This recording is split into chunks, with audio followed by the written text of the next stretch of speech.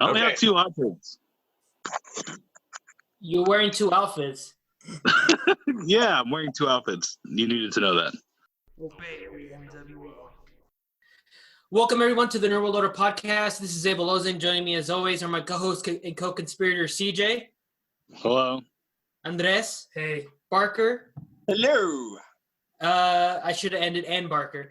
The NWO is where we're trying to take over the world by spreading the weekly pop culture news from across different genres, which include movies, comics, TV shows, or anything that we consider nerd. The NWO Loader podcast, your greatest poopertainment since 2017. Okie dokie, guys. Welcome to show 115. We've been doing this for quite a fucking while, 3 years now. Yeah, it'll be 3 years in May. This is pretty cool. Happy Easter to everybody. I'm actually excited that I didn't get to do Easter because Easter's not my favorite thing to do. Kind of sucks, actually. What is your favorite thing to do? Thanksgiving, probably. Yeah. What's your favorite holiday? Halloween. Oh, no, yeah, no, Halloween. it's Halloween. It's Halloween. You gotta get- Halloween? It's my You gotta favorite. dress up and eat chocolate like all day. I mean, that's And awesome. when you're older, you dress up and drink beer. Exactly. Who wouldn't like that holiday? And this is going to say Christmas. Christmas. You probably Hi. said like, Sorry, I love to be with my family on Christmas. Christmas fucking is Romeo over overrated. here. I'm not National. being a bitch this week, so here I am. I'll tell you one thing. Last week's show, the Chris Benoit segment. Oh my fucking god, bro! You guys are going to hell, bro. Can you imagine like somebody in his family stumbling upon this podcast and just hearing you guys? And it's like, oh my We fucking said it. god. what Yeah. family? You know, Oh, Jesus. oh, shit. Oh my no. god. You know, they should be mad at him for killing his family, not us for talking about it. I mean, yeah, I I'm just guess, saying. but he did have pretty bad brain damage, so. Alrighty. One person we also have to say thank you to and say hi to is our nerd eye in the sky, Whitney, who is letting us borrow his Zoom once again while we're going through quarantine.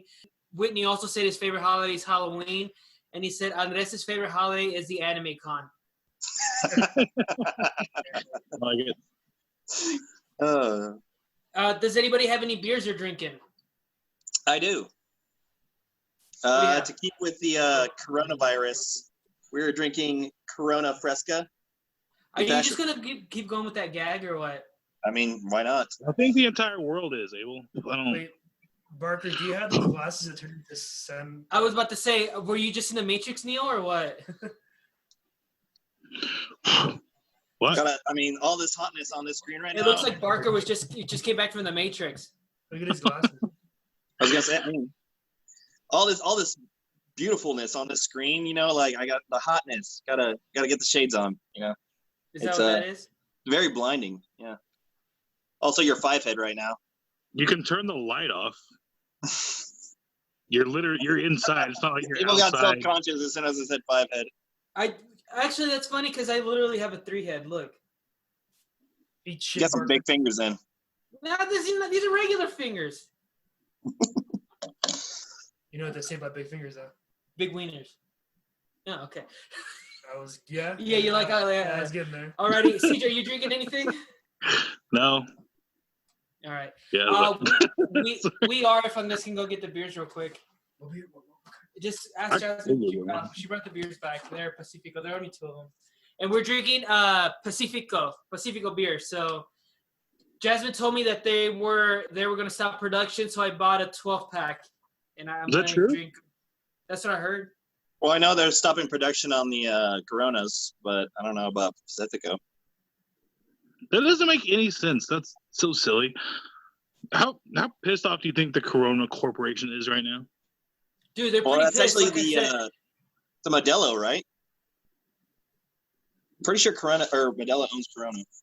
I don't know if that's true, but they say that there's no such thing as bad publicity. No, this is definitely bad Yeah, publicity. that's pretty for bad. Corona. Yeah. Yeah, it's pretty bad. I wonder why it's named Corona. That's strange. I don't know. The virus. Yeah. It's I actually- guess it's like crown shaped. Oh, I see. Oh, okay. That's what a pain in the ass. That sucks. It's actually produced But- by Cerveceria Modelo in Nava, Mexico. These aren't twistos, you know what I mean? I'm actually largely unaffected because I don't really like Corona in the first place. But whatever. Yeah. He says Whitney says, "Get those beers, you bitch." Is it true? Or it is true Modelo owns Corona or Corona owns Modelo, same beer company. Mauricio, or fucking you wanna CJ's also do me a got a solid? beer. CJ, you want to do me a solid and read those poll questions? Yeah. Yeah, he's getting a beer right now, so it's gonna be like a couple seconds. Why don't you tell me they weren't twist offs? Go What it grab is? something. Go grab my keys. Are you guys missing my keys now? Look at that shit, baby. Keep the shirt going. Abel. What? So while I'm pulling these up, why don't you tell us? Are you enlightened after your stint off social media? Oh Yeah, yeah, I did write that in my notes. I am back on social media. Honestly, it was now in hindsight, it was pretty good. I feel like everybody's like pretty close to killing each other, and me with that social media was like, hey, this is, we're in the middle of a pandemic, but it's not that bad, guys. Come on. And then the first thing I read on Twitter is like, fuck you, I hope you die, and I hope you got the coronavirus. I'm like, oh shit. Oh shit. I was like, I all right. believe those. I'm sorry. So this is how everybody's been treating each other on Twitter, huh? All right, I guess I haven't missed anything. It's Good like old- Good old I do Twitter this to just be Twitter, really. yeah. Okay. World's on fire and Twitter just doesn't give a fuck. Yeah. Poll question. Yeah, that makes sense. Okay. As far as these poll questions, we have: does Whitney's boss sound like a dick? 67% said yes. 33% said obviously. Did Whitney choke and slam himself? 75% said yes.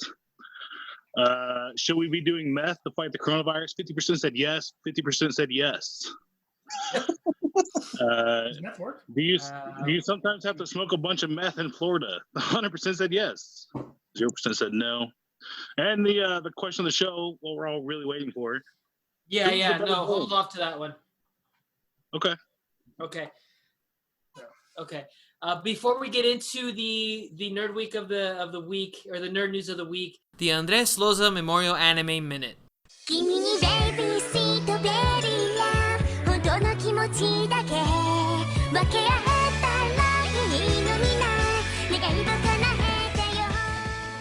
Minute. He is with us, so he's really modest. He'll pretend like he didn't give it to me earlier this morning so I could type it up, but the Adam Schefter of Anime News refuses to read it because, again, he's humble.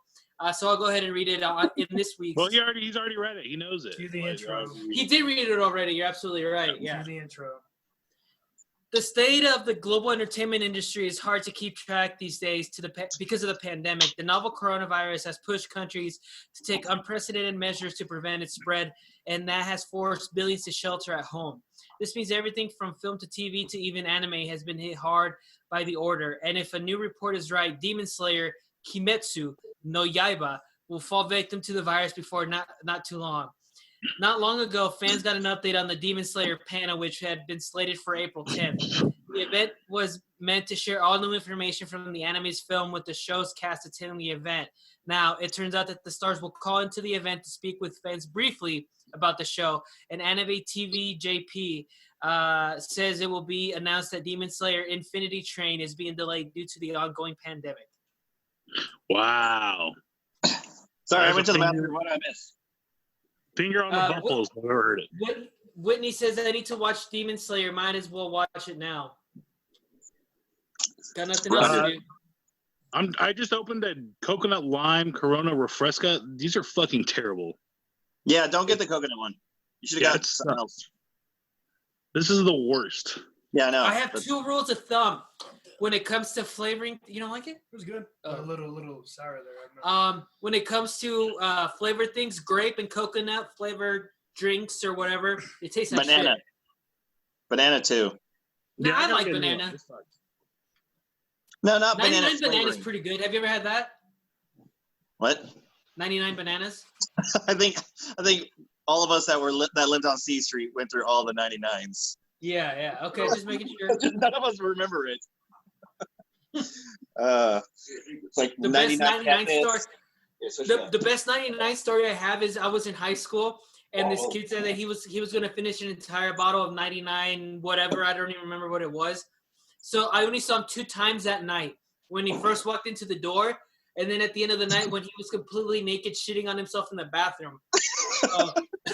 You know what? I can't laugh at that because I've been there so many times. Like, yeah. I could write a book on that. That was like 7 cell phones ago. I used to have video of him just like shitting himself. That was funny. Okay, the guava lime one is so much better. Oh yeah, definitely. Yeah. All right. 99. How many was there? There's like at least 10 flavors of 99. Yeah, there was bananas for sure. Watermelon, grape. I think. Apple. Grape. Cat piss. That was my favorite. 99 nuclear waste. 99 was definitely passed by UV as sorority girls' favorite drink to take to a party. I remember that everybody would take UV light, UV. I remember seeing UV root beer, UV birthday cake. Like that was the bitchy vodka to drink. Oh my god. Red balloon. Sorry, I was a little late for that. Huh? I said red balloons like a minute too late. Oh Sorry. yeah. This weekend, there obviously isn't any real news because of the pandemic. There hasn't been anything worth note of mentioning of anything to talk about. So we're just gonna jump into the main event, unless you fucks have anything to say or have any news. Samuel L. Jackson's favorite Avenger is Black Widow. So that's it. I guess I don't know. That's all I have. I googled search real quick, and that's all I got. Barker. Which means there's nothing. You're right. Nothing really. Rick and Morty is supposed to come out May 3rd. Talked about it. The last 5, yeah. My news last week was that I took a shit, and it hasn't gotten any better. Okay. That was the highlight of last week and yeah, this week. So, yeah. I don't know what's scarier, that was the most exciting thing, or that you only shit once in 2 weeks. Yeah, it could be a problem. I feel like that's a poll. You probably get checked out. That's a definite poll question. Yeah. I'll phrase it somehow. Whitney says apparently they have 25 flavors. Wow. Of 99? Yeah. Okay. Don't you think they should have 99? Is red balloons one of the flavors? 99 red balloons? No one? Oh, I get it. 99 cellular balloons. I don't get it. Somebody. It's a song. Wow. Fucking Mr. Kindergartner in the back. Sorry, you guys are old as fuck. Sorry, I wasn't on Sesame Street. Okay, he has a point. We are old as fuck. Like, he's not wrong. I don't give a fuck. You need to know this. Yeah. I predict an Enema in CJ's future, says Whitney. Okay. I'm here for it. I remember seeing this show called My Weird Obsession, and this entire family took coffee enemas up the ass because it says it hits the system faster. So you would just see them like sitting in some corner taking the coffee enema right up the rectum, dude. It was fucking funny. You try that. No, I'm not gonna try that. Wait, that's someone's obsession? Enemas? Yeah, and well, not only enemas, coffee enemas. Jesus, why? Because it says it hits the system faster than if you actually drink it like a human's supposed to and have it processed through your liver and your kidneys and stuff. Well, these people want it straight into the blood system and shot it straight up their ass. You didn't let me finish. Why haven't I tried that yet? Sounds awesome. You never heard of guys sticking tampons filled with vodka up their ass? Or butt chugging. What the fuck? You guys have never heard of that? No. That was a huge I've thing never when heard I of was... butt chugging. No, like there's like 10, 20, like a handful of people died because of that. Yeah, like 10 years ago, it was a huge story. Kids were going into high school and colleges, sticking tampons in their assholes. And they don't know that like 80 proof then turns into like 160 proof because it doesn't run through the way it's supposed to through your body. It just goes straight into your blood system. Yeah, and it would fucking kill people for alcohol poisoning. Yeah. That's so just crazy. think like you're like in the coroner's office, you got a fucking tampon lodged in your ass. You know, your mom has to identify the body. You know. Well, she probably doesn't identify you by your ass. No, that'd be fun. is- No, for comedic reasons, I want to see somebody ass up, and they you know how they usually in the movies they take off the blanket and they see their face, but they unveil their ass with a tampon in it. Oh my God! Yes, that's Trevor. That's Trevor. Guys, did you hear about Blake from Phi Kappa Delta? Yeah, man. Heard about Tampax. Jesus. What a shitty way to go. No pun intended. I don't know, man. He That's probably a pretty didn't give a bad- fuck. That's pretty bad, boy. That's an awesome way to go. I feel like it's kind of cool. Yeah, like if you have to die, right? Might as well go with the tampon in your butt. Guys, Not giving a fuck. Hey, I think we need to stop delving into this. We don't want to pull that string. Really? Bam, bam, bam, bam. I'm just getting ideas. So you guys keep going if you want. Whitney says that reminds me of Future Man on Hulu, LOL. Blowing cocaine up your ass to save your nose. Honestly, that's a good idea because if you've seen Artie Lang's nose, I'd rather my asshole look like that than my nose. Yeah, I made fun of that guy, but I'm okay with it. No, dude, I totally remember on Twitter, Artie Lang said something that he'd been clean and sober for a year. And CJ goes in, he's like, holy shit, dude, what happened to your nose? You know who Artie Lang is? He ruined Joe Buck's career, basically. Not career, but You know I Artie like Lang, right, Barker? Yeah, I know Artie Lang. Like He's a comedian, his nose looks like if two hippos like stood next to each other. Oh my fucking God. Yeah, that's from all that glass and cocaine. All that booger sugar. Cocaine does that to you? Wait. And glass. Cocaine's a hell of a drug. have any of you guys ever seen the first episode of Joe Buck's live TV show? No. Yeah, we talked about it before. No, Artie Lang completely ruined it. He kicked him off the air the first episode, and I always didn't like that. So he's not above being made fun of. Like, that was pretty douchey. He's not one to pull punches, is what I'm saying, and so I'm not either. Fuck that. Jesus I mean, as you should. That was I rough. think you can take it.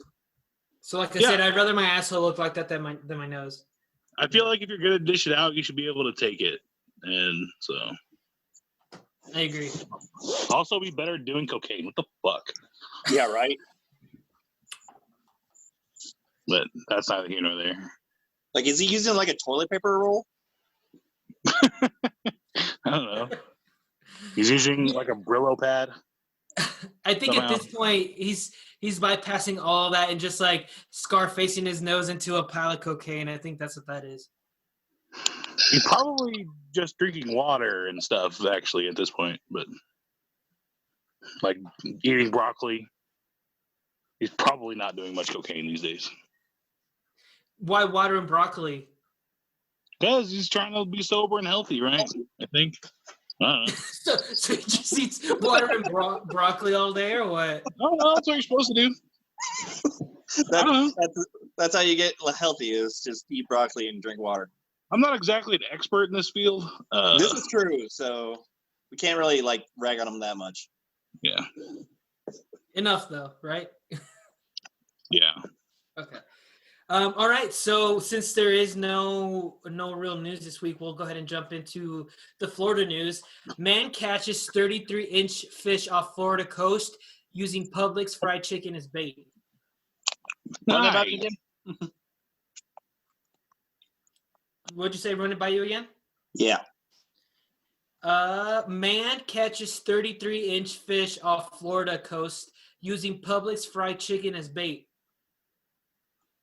Wow. Publix is their Dillon's. Yeah. So Dillon's fried chicken.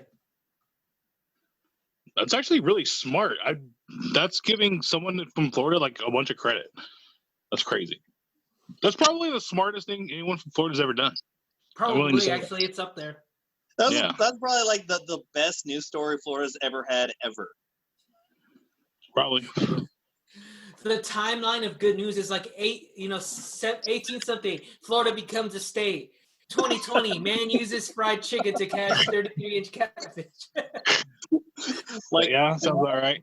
Yeah, the news anchors are just like freaking the fuck out. Like, wait, we're doing this? This isn't a meth-related story. And then later you find out that chicken was laced with cocaine or meth.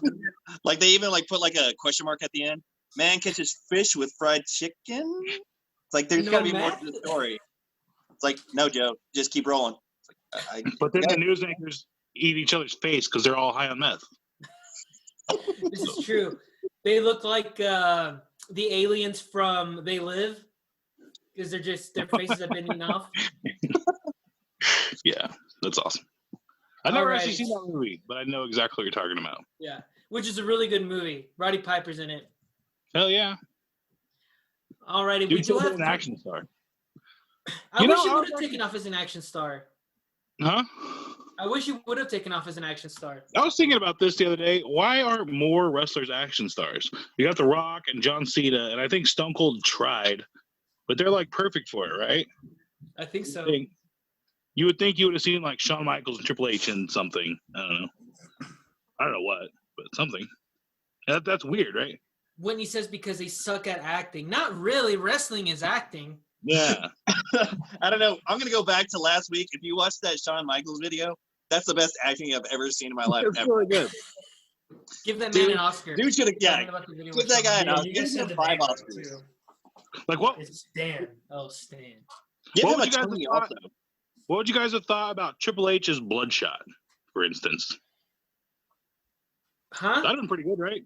Triple H's Bloodshot. That'd have been all right. John Cena would have been better. Nah, get out of here with Triple H. He's too busy sucking fucking McMahon's dick. Oh, well. Or his wife's.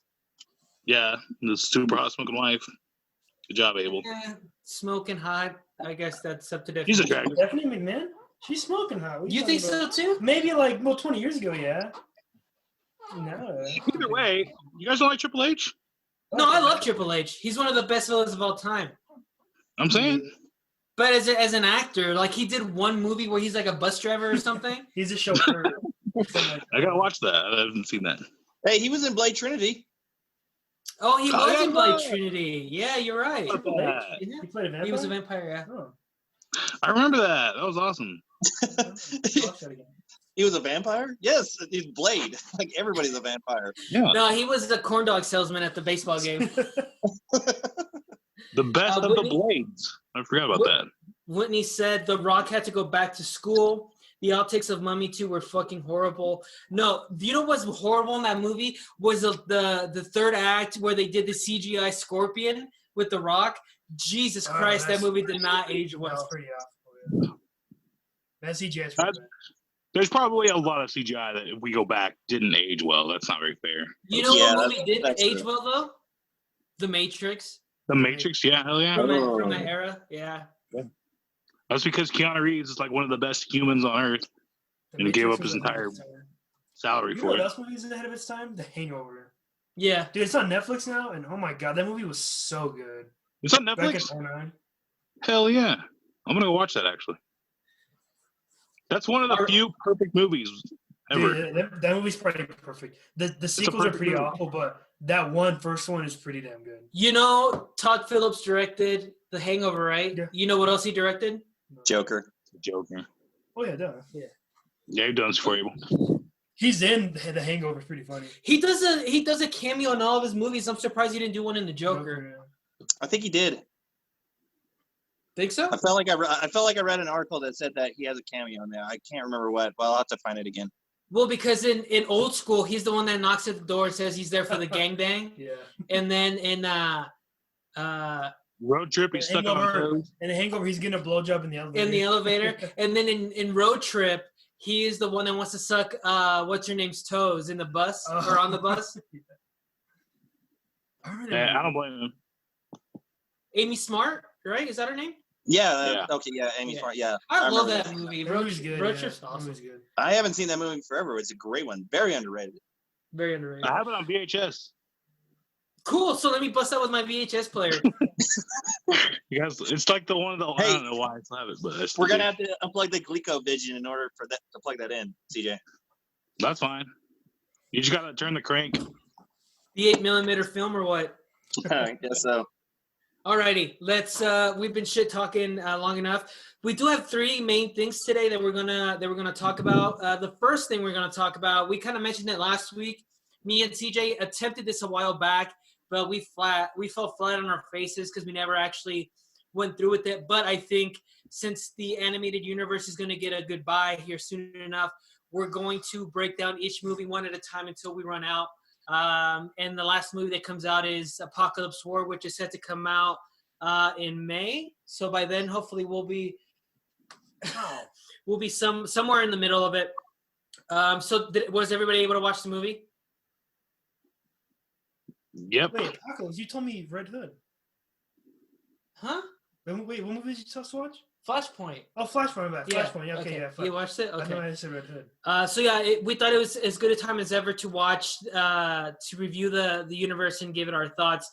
Just a little background on the universe. This came on the heels of what they used to call the DC animated universe, which was the old Cartoon Network shows like the Batman animated series, Superman animated series, Justice League Unlimited, and Batman Beyond. So they wanted to do something different to connect that universe. So that's when they came up with the DC movie animated universe. A mouthful to say. Let's see. As of last year, the last one that came out was Wonder Woman Bloodlines. There's 14 movies in the universe. Let's see. This is, like I said, our second attempt. So yeah, I think that's it as far as the background on the universe. Okay, so here's some details on the movie. Like I said, we're going to do the movie's officially called Flashpoint Paradox, but the comic book it's based off of is just called Flashpoint. This movie was directed by Jay Oliva. That's the name we'll be hearing pretty often, as he directed 5 out of the 14 movies, which is second most. Obviously created by DC Comics. This initially came out July 30th of 2013 on home release. Didn't go to the theaters or anything. These are all home release movies. It is the 17th film overall. They had done 16 animated movies up to that point, but this was the first one in the new universe. They did Flashpoint to redo everything again and redo the universe, the one we're going to be talking about, obviously. And it was based off of the New 52 continuity, which is what the comics did around the same time. Flashpoint erased the previous continuity, and then after Flashpoint, they started a new DC universe, a new DC world with their comic books and stuff, which they've rebooted since then. But the movies did the same thing. They used Flashpoint and they tried to use the New 52 continuity as a way to bring in stories from the comic books. So let's see. It is based off the 2011 comic book crossover Flashpoint, written by Jeff Johns and drawn by Andy Kubert. Let's see. It is the end. The series radically changed the status quo for the DC universe. Yep. Starring Kevin Conroy as Bruce Wayne, Justin Chambers as Barry Allen, Michael B. Jordan as Cyborg, actually. That's really all you need to know. Oh, and C. Thomas Howell as Professor Zoom.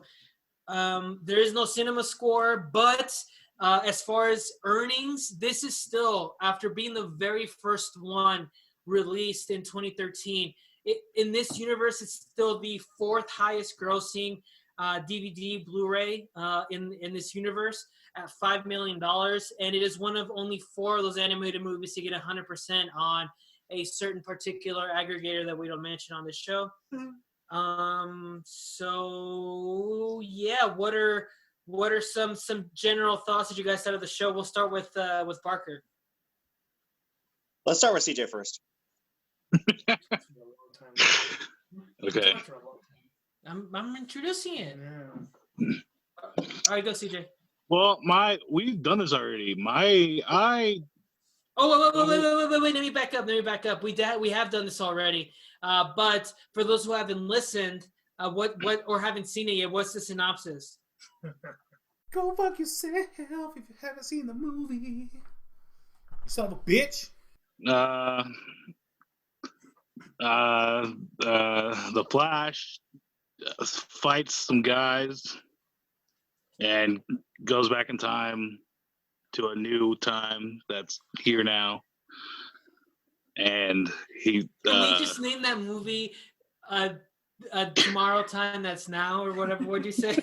I don't know. He comes to a time that's different, but it's here now. In the past future. Yeah, it's in the past future, but it's presently here. And so something happens to where everything's all different. His mom is alive, and his wife's married to the new husband. And you picked the Batman, weirdest details.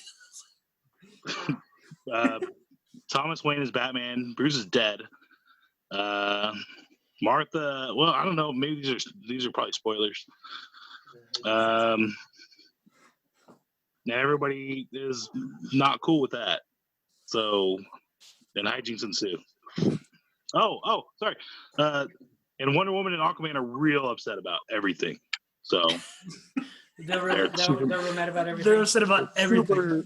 Super not cool with all that. And then hijinks ensue. Cool. All right. Since CJ just said a mouthful, we'll start with Andres. Actually, what? I guess give us, since I'm sure you've watched it multiple times now. Oh, yeah. What are your initial thoughts, and has anything changed over the last couple of times that you've seen it? No, I mean it's just masterpiece, man. I tell you, this is one of the few animated movies that I'll actually sit down and watch. Like I'd rather watch this 5 times in a row than watch the Spider-Verse. How could you possibly? And I mean that with the straightest face. No, you can't because you haven't seen. You know what? We'll end your hot takes. Save them. There. But you haven't seen Spider-Verse. But I'd rather watch this than Spider-Verse once. But you don't know that. You don't know that. Oh, I know that. I know that. Sir, I know that. I would rather. But to kind of say it like, yeah, this movie's pretty fucking good. Definitely, I'd say one of the best animated movies I've ever. Skip Bayless listens to this show, and right now he's like, "The fuck are you doing?" Skip Bayless is doing better things. Like not knowing how to throw his jersey on in the trash can. All right, Barker, what do you think? I think for this one being the first kind of iteration of the animated movies, it was actually really on point with the ones that we have today.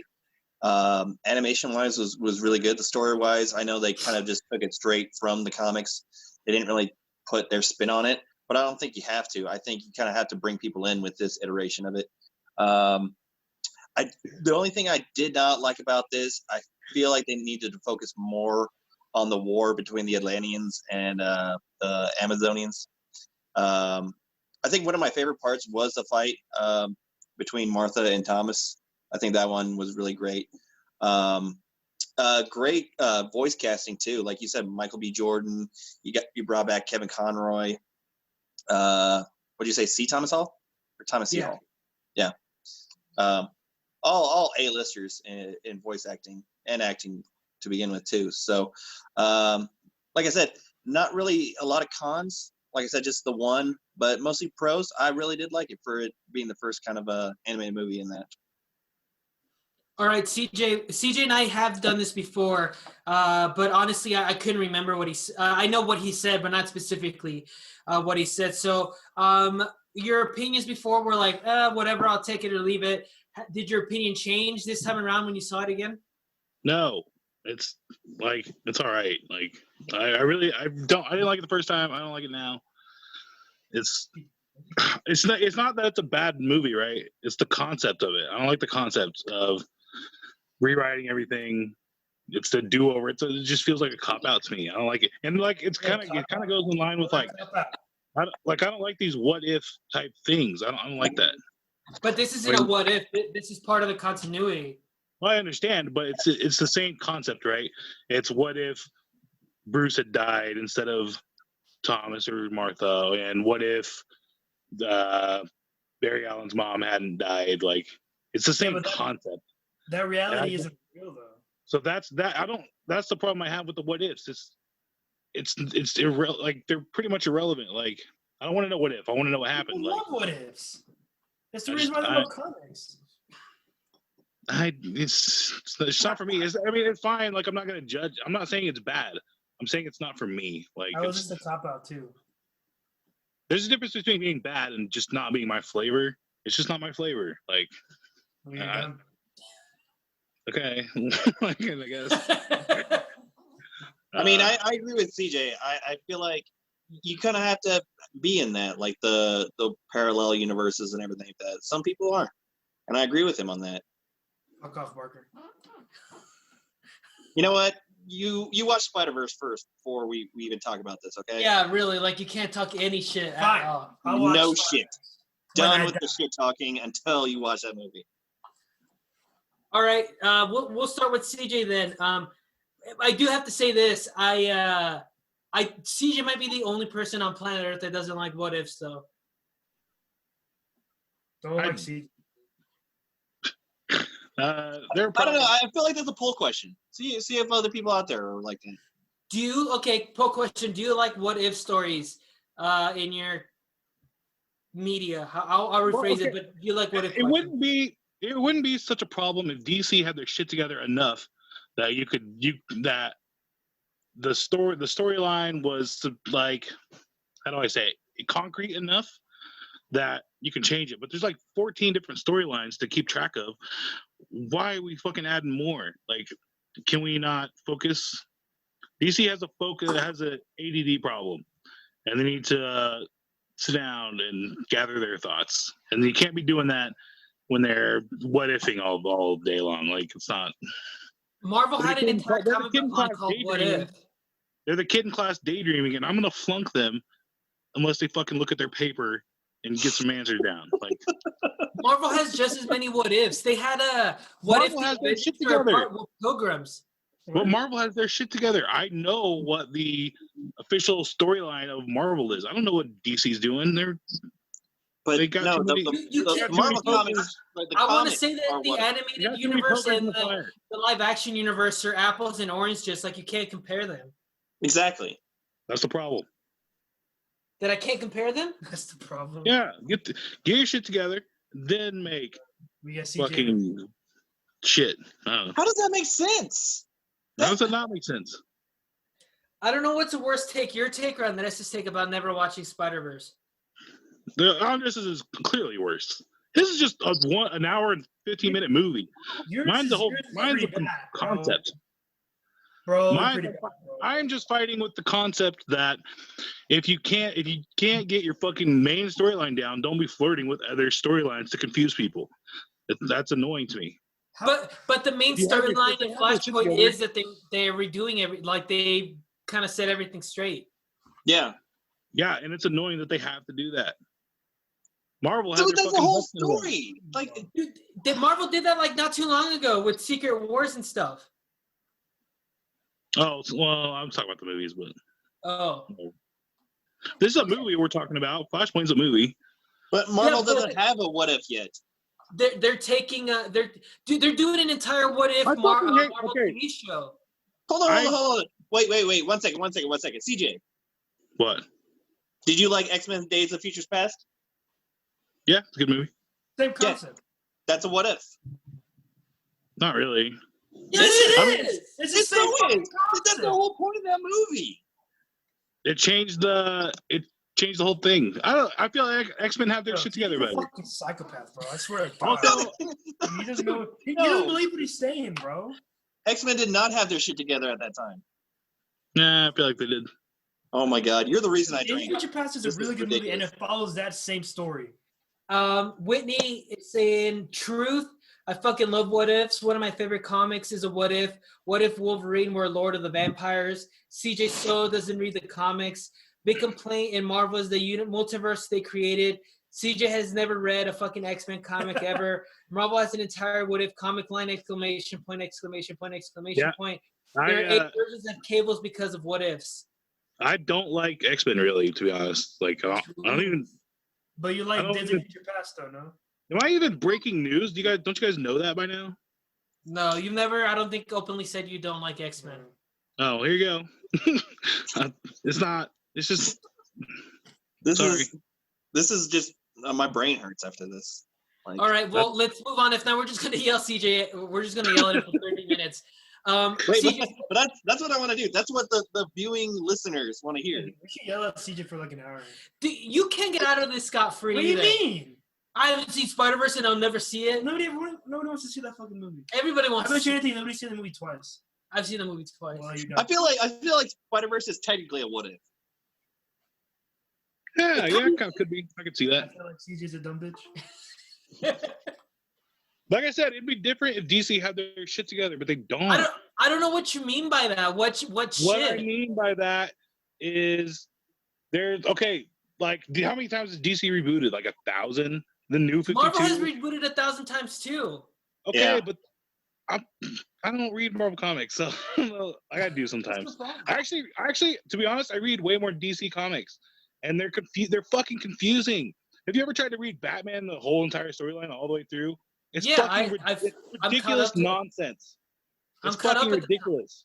But that's always been comic books, dude. They're always interweaving within each other. It's just not a DC thing. They have to. And I think what ifs make it worse. No, I think it makes it better. No, it's like for here's what I'm saying. If I wrote a comic book, I would never write a what if. Like I don't like that. Okay, wait. I got one more. CJ, did you like Back to the Future? Like what? Did you like Back to the Future? No, not really. Full of shit. He's full of shit. I've said that before. I think Back to the Future is overrated. I've said that for a long time. No. I feel like what ifs are always a way to kind of expand the universe even more. You know? Yeah, just expand the universe you have. You don't need the what if. You don't need to make it does it by itself. But this is the last thing I'll say on it, and then we'll move on. But the central argument is that this is a what if story. It's not really a what if story. Oh, Flashpoint? Yeah, because that timeline technically did happen. I mean, I don't know. I guess. Move on. I'm getting tired of this shit. All right. I'm tired of you, Andres. I'm tired of your ass. Wait, what? I will say it has the one redeeming quality that it has over the other ones is that it starts. So I do appreciate that. Like that's how it starts. If they would have done like what they are gonna have to do now in the DCEU, like completely fucked it all up. They're gonna have to restart everything. If they had gotten like halfway through and then done that, I would have been way more annoyed by it. But since they started, it makes it a little better. Because they started that way. Like since the first one, that makes it a little better. If that makes sense. Okay, I agree with CG on that. Okay, all right. So we're gonna move on now. So we're gonna start with CJ. What is something though that you genuinely did? I know you said it's not your cup of tea, and it is not necessarily bad, but it's not your thing. But what is one thing that you do like about it that you're like, okay, like that's fine? Well, this is gonna sound counter to what I've been saying, but that's fine. I don't care. I'm nothing if not inconsistent. So that is true. That is really true. I really like the take of the idea of Bruce Wayne as Batman and how his he the death of his son fucked him up so badly that he becomes this crazy murderous Batman. That idea is kind of badass. I have to admit that. And I appreciate he's like if Batman was a horrible murderer, basically, and it's kind of badass in a way. So I do have to admit that. That is pretty cool. I did have in my notes they brought him back as of late to the main Batman series, and he works so much better in this. They try to bring him back as a way to tell Batman to tell Bruce that he doesn't need to be Batman, so he kind of becomes a bad guy. I don't like all that shit. I like them the way you were saying. Just they basically, what if Batman was a murderous psychopath? And I dig that I dig it about the movie. But the recent stuff they've done with Thomas Wayne is not my favorite. I'll always remember Thomas Wayne as Flashpoint. You're saying they made him a villain? kind of. They bring him from the Flashpoint universe, kind of, and he becomes he becomes a villain to Batman of sorts because he wants to tell his son that being Batman is no way of living, that is no way of life, that he should enjoy life, he shouldn't mourn his parents. And I get that that's all cool. I wish I would have done a more creative way rather than Thomas Wayne team up with Bane and didn't just like try to kick the shit out of Batman. Yeah, that's weird. Huh. All right, Barker, you're up. Wait, I'm sorry. Well, sorry. What did they do that? They did it in the recent. I know you're going off the app, I think, but it's in the last story arc that Tom King did for Batman. Oh, okay. See, I'm not up to date on that. Yeah. Yeah, they stopped like a year out. They stopped a year out, I think. Yeah, a year or 6 months or something like that. Yeah. Okay, Barker, what's something you liked? I'm gonna kind of go down the same road too. I did like how both parents were kind of affected by the death, and they took it their own different take of it. Martha really couldn't take the fact, so she kind of went criminally insane, and made that persona of the Joker. While Thomas is more kind of, he wants justice, but not like Bruce does, as in like any means necessary in order to kind of get vengeance back. So I really like that point of the movie. Andres, what's something that you like from the movie? Thomas Wayne. We down. We already talked about Thomas Wayne, so talk about Thomas Wayne. All three of us said Thomas Wayne. How about okay. Okay, I like the concept how like. Andres likes long dramatic pauses. Everything that Flash wanted, he got, but it turns out the world is actually a worse place. It's kind of like the central story. It's kind of like you took what you wanted, but there is a big backlash for it. Look at the world, bro. It's crumbling. I did write down that he has to pick between his mom and the apocalypse. I'm like, bro, that's tough, man. It's tough. Yeah, that's pretty rough. Yeah. What you gotta pick your mom in that situation, I think. You think so? Hell yeah, let everyone. Hey, that's my mom. But if you think about it, it's not like you and your mom are gonna live off after the apocalypse. Like she dies too. Oh yeah, there's that. Yeah, yeah, that key component in that whole thing, All right, fair enough. Yeah. What I want to say that probably my favorite thing about this movie, and maybe in hindsight or whatever you want to call it, is this movie started my love for the character in the Flash universe, particularly Professor Zoom or Doc, however you want to say, Reverse Flash. He's such a ruthless piece of shit. He's from the 25th century. Yeah. He's from the 25th century and came back just to fuck with the Flash and kill his mom. You know what I mean? Like that's crazy. He is one of the shittier villains. Like not as in like low quality, as in like sadisticness. 25th century. Yeah. Fuck. Yeah, he came. The reason he came back in time was to have Barry Allen create a speed force fast enough to where both of them could sustain living in a universe where they could both use the speed force. So he went back in time, killed his mom, and he created Flash. Like that's fucked up. That's the real continuity? Yeah. Wow. Yeah. But it's weird because he was in Flash. The thing that makes it weird is that he was inspired by the Flash to make the Flash. Exactly. So, yeah. Make that make sense. Yeah. Yeah. One other thing that I liked about this is that this has a PG-13 rating, but it's so rated R. They fucking blew Eobard Thawne's brains out. What else?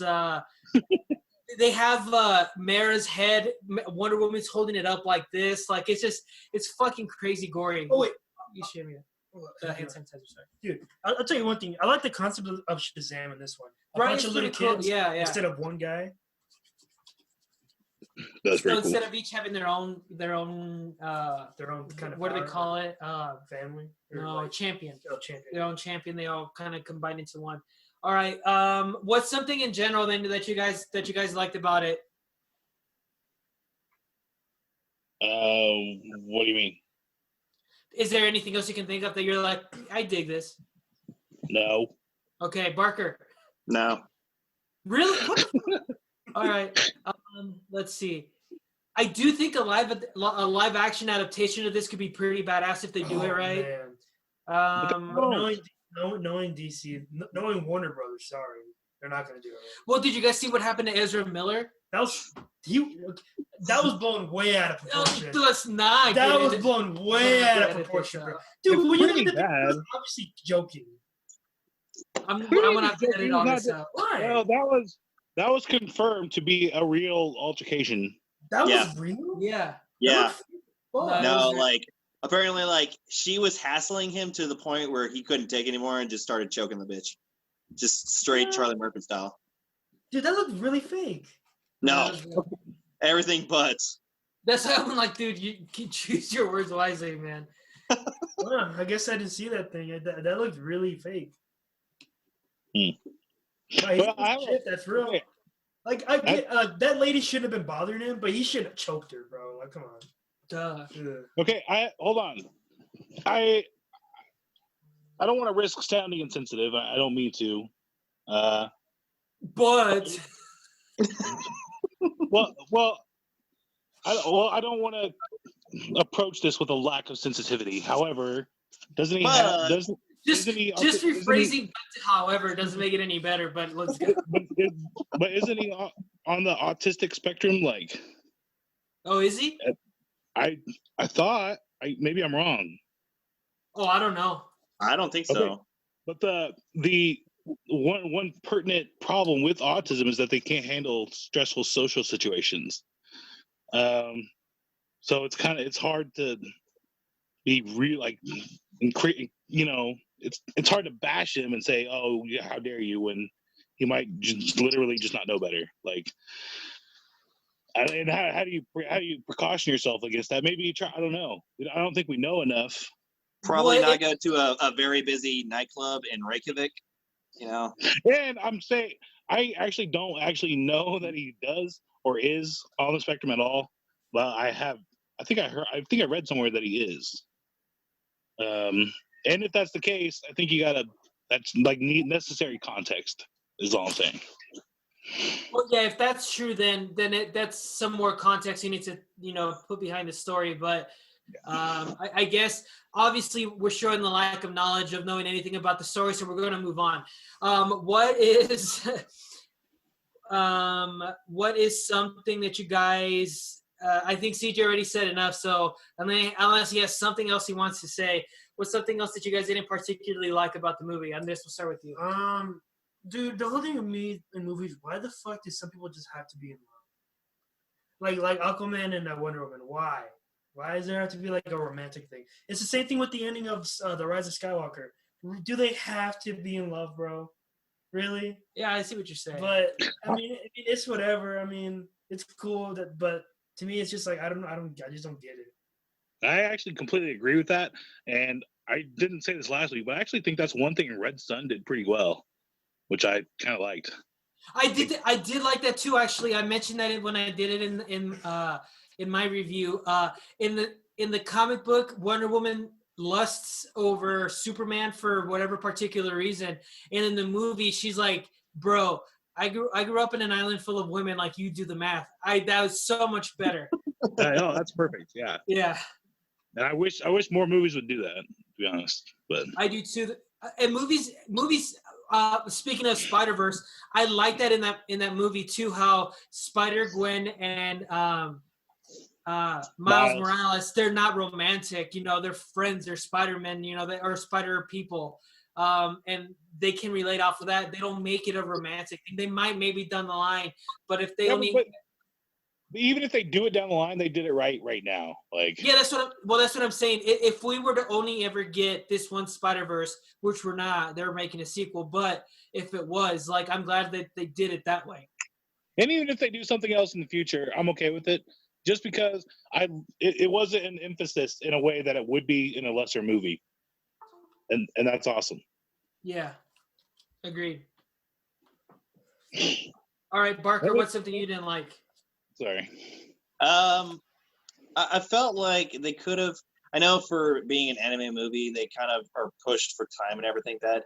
but I felt like they could have probably did a little bit more behind Cyborg and Shazam and all the other underlying characters other than Dwayne's and then Aquaman and Wonder Woman.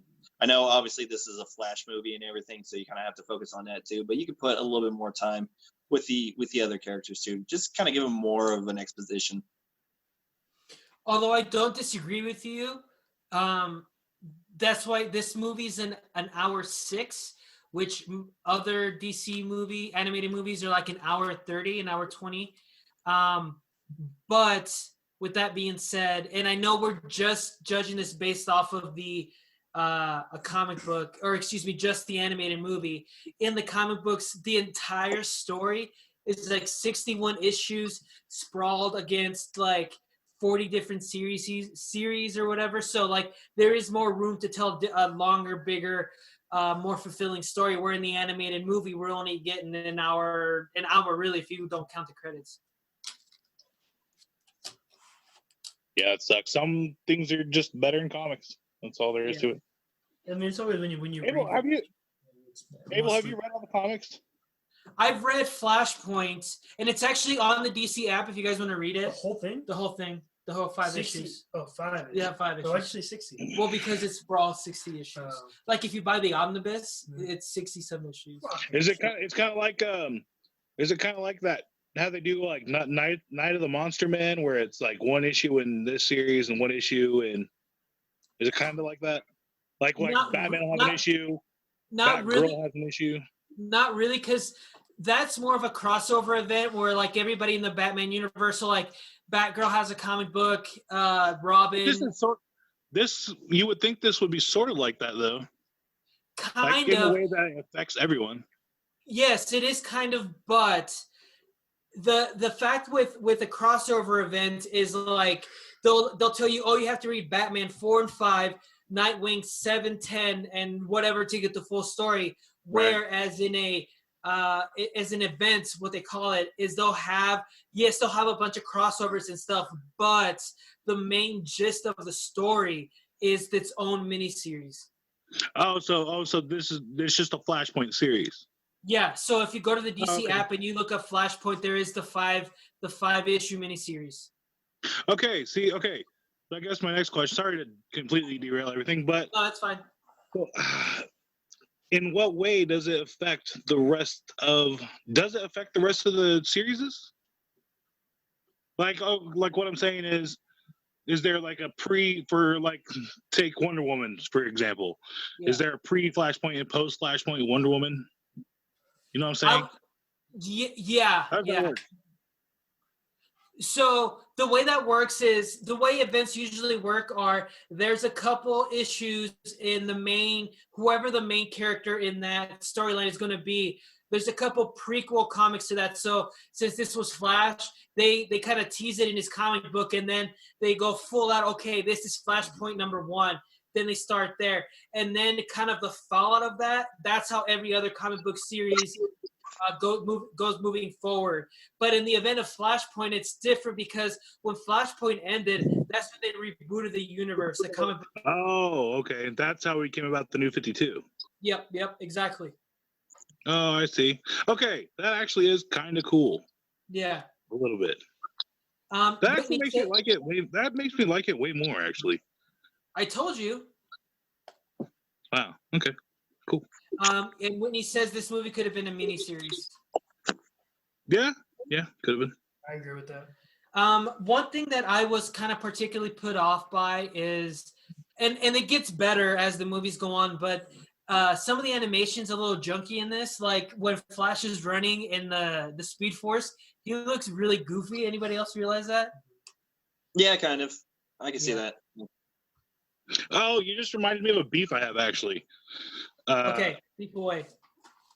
I think I said this last time too. Flash is always running as fast as it makes it entertaining. Like it makes it dramatic. That's annoying to me. Well, Superman is just as strong as you need him to be, and Batman is as smart as you need him to be. So it's just a plot device. But isn't that annoying to you? Like I don't know. It's annoying, but that's one of the. Sorry, good. No, go for it. Go for it. My bad. I was gonna say at the very beginning, that guy's shooting at him, or that boomerang. He's got that boomerang or whatever, and he's like barely running faster than a boomerang, and he's the Flash. And it's like, what the fuck? I can outrun a boomerang. I mean, probably not, but like I could though. You can barely outrun a boomer, let alone a boomerang.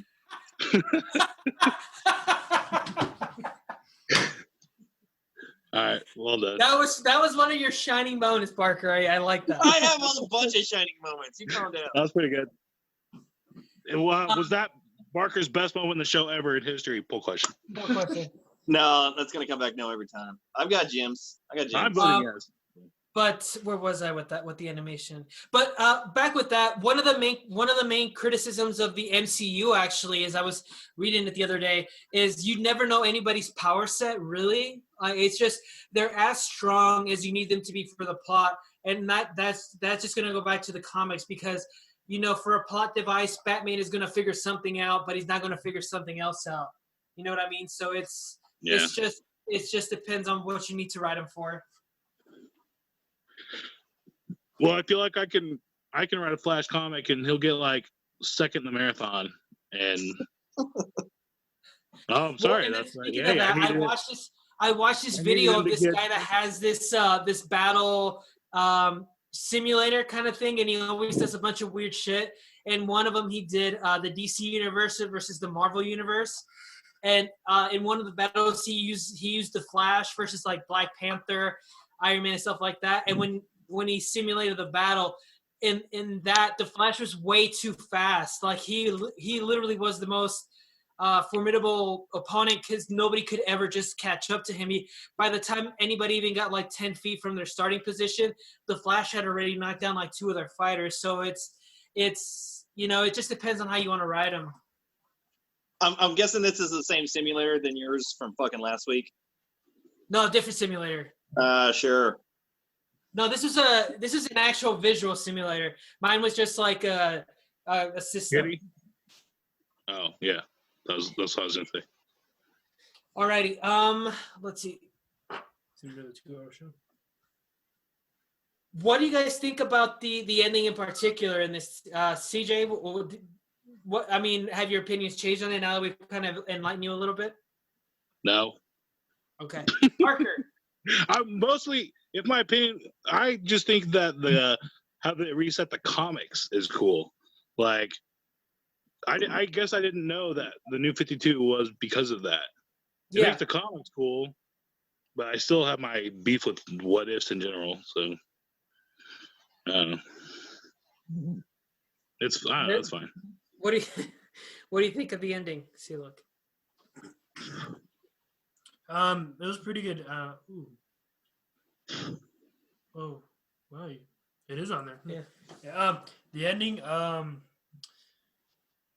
mean, it was good. I mean, for how good the movie was. I mean, sometimes I know the ending can ruin a lot of movies, but to me, this wasn't that situation at all. But I really liked how the Flash was able to give him that note from Thomas Wayne, his dad. Yeah. What about that, CJ, in particular? Did I'm not saying you have to have cried to get emotional, but did that do anything for you as far as like giving a letter from your dead dad to Batman? That's a pretty crazy concept. I liked it then. I like it. Okay, the Batman stuff is my favorite part of the movie. Like everything about the Batman story, honestly.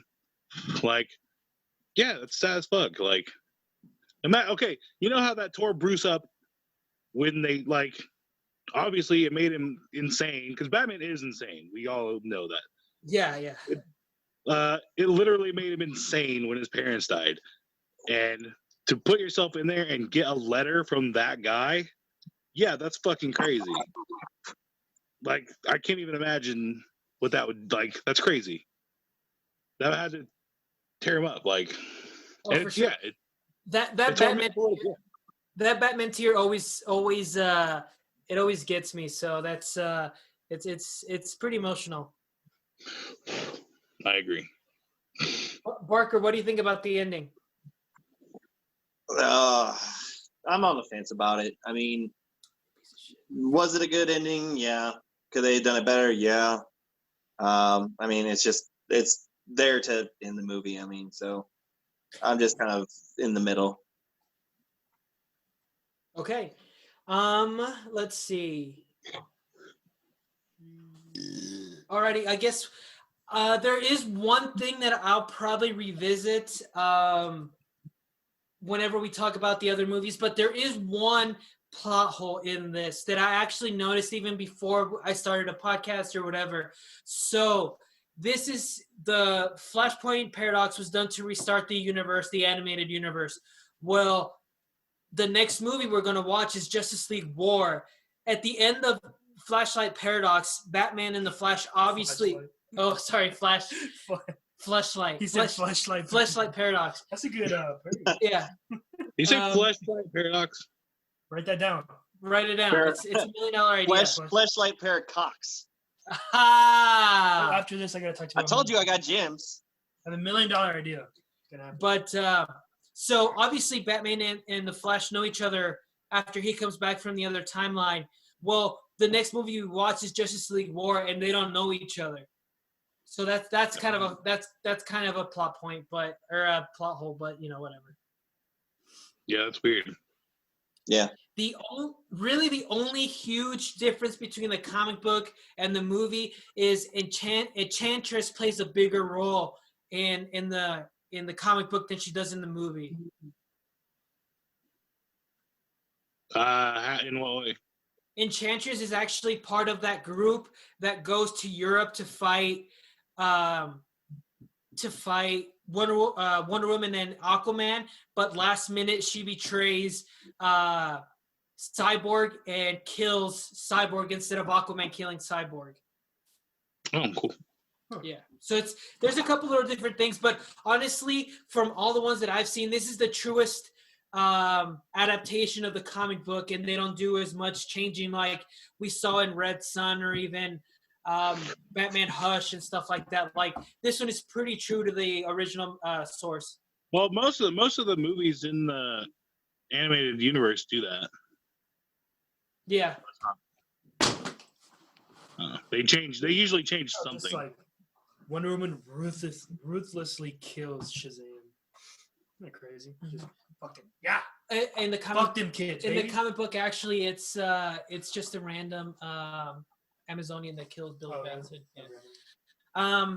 Let's see. Whitney says he can throw a boomerang because, of course, he can. I taught it while at a kangaroo center. Because, of course, Yeah, that's what I'm saying. Okay, so a couple things before I move on. What is your ultimate ratings on it? I'll go. It's a tit. Barker? I'm going to go titties. I'm going to go kitty's titties, Andres. Kitty's titties, yeah. Best rating we can now get. Alrighty, and since this is our first movie, it's everybody's number one right now, right? Yeah. Yeah. It has to be. I want to hear you say it, TJ. This is my number one animated movie. I've seen the like all the others. Like, are we not? No, right. As of right now, we've only seen one technically. So, is this your favorite animated movie? Flashpoint right now is my favorite animated movie in the DC animated universe. Perfect. Okay, so we'll move on to the next thing. This will be real quick. So we have a bracket every year to kind of coincide with March Madness. Obviously, the world's on fire. We don't have March Madness, but we decided to move on with our bracket.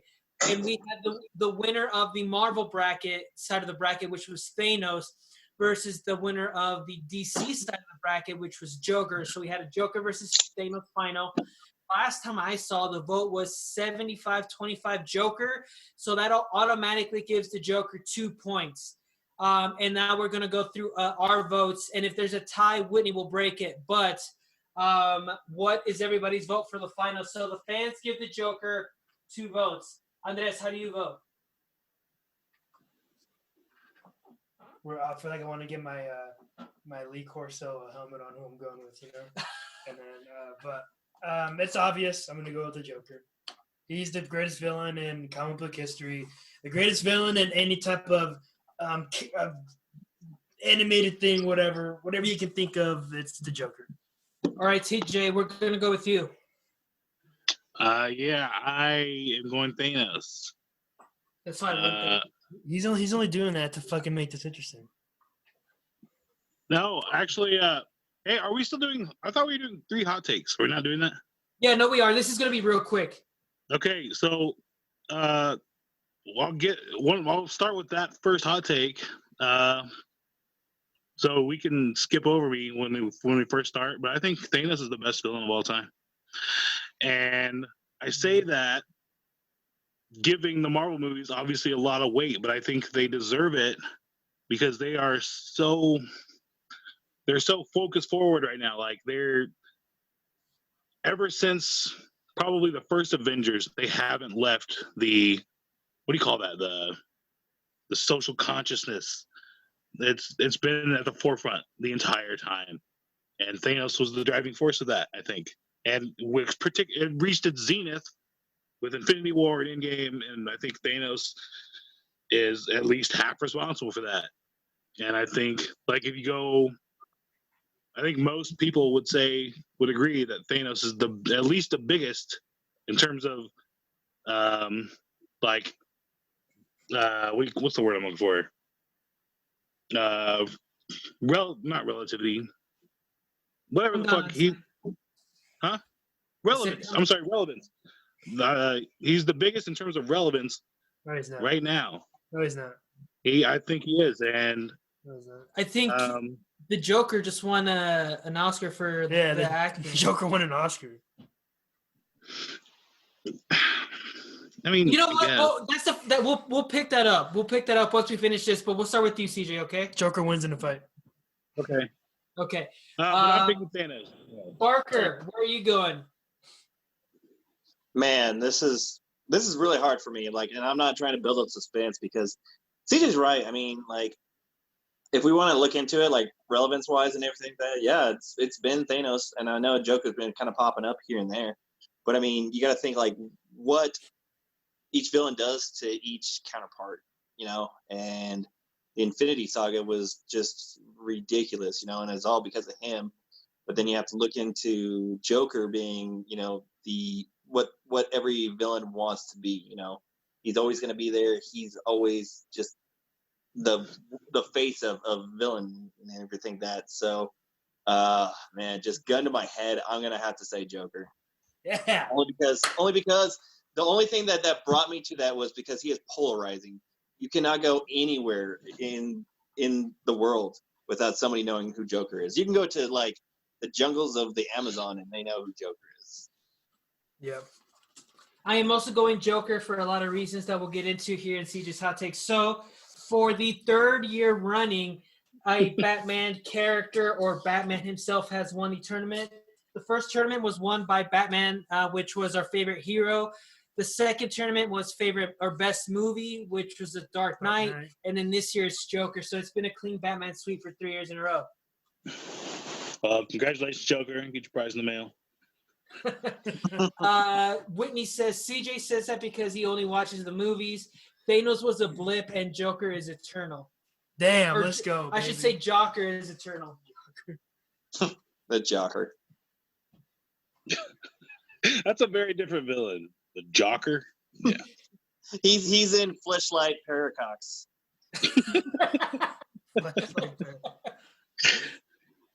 Okay, so how about the Shocker? No, that's actually a villain, so can't really say that. That's a double entendre though. Okay, so we haven't done this segment in a long time. We skipped all of 2019 and we didn't do it. But we're gonna do hot takes. So what this is we each picked out 3 nerd hot takes to spit on the show, and we'll see how outrageous they are. So we'll start with CJ actually because we were there, and he says Thanos is the greatest villain of all time. Okay, so kind of continue with your thread. Well, I think he's no, and this is no disrespect to the Joker. Like I love the Joker. I'm not like upset that he won. Nothing like that. But if you had to pick, and The Dark Knight was crazy for me That was for me personally. That's when Joker was at the height of Joker. It was Dark Knight, right?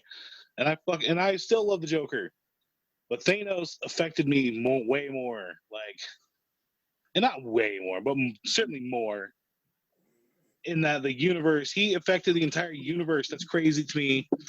He beat the Avengers. Joker has never beaten Batman. How about that? I don't know about that. I don't know about that either. When did he? I would say when he killed Jason Todd, he beat Batman. Okay, first off, Jason Todd came back. And so did everybody else. The Thanos snapped. Yeah, okay, good point. Yeah, okay, fair enough. I'm not saying this. I'm not saying this as like I disrespect the Joker. Like the Joker, he's obviously he's bringing it, right? But I think in terms of like pop culture relevance, and even we've said it ourselves, we think the Joker needs to take a break, dude. Like bring him back in 5 years or something. Like he's overplayed. If you play with your silly putty too much, it becomes shitty, and it doesn't. You know what I mean? Like too much of a good thing is a bad thing. I agree with that point because I'm the one that brought it up actually in the past. But it's true. You're right. But nope. You're right. When you say iconic and relevant and lives in the culture, I would arguably say that not only is Joker in the comic book Mount Rushmore of villains, but villains in general. When you put movies and TV shows and stuff like that, like he supersedes all of that. Well, if you do word association and you say comic book villains, 99, I can't put a percentage on it, but I think most people will say Joker before anybody else. Joker lives outside of the Batman sphere where he lives on its own. I don't think Thanos is. If he does get there, I don't think he's there yet. Okay. So really, our only difference in agreement is that I think he is. I don't think he is. Okay, but there's probably a bunch of like think about the kids right now growing up in this. Their favorite villain is going to be Thanos. Like that's going to happen. But I mean, it's more that Thanos is short term, while Joker's been long term. I don't know.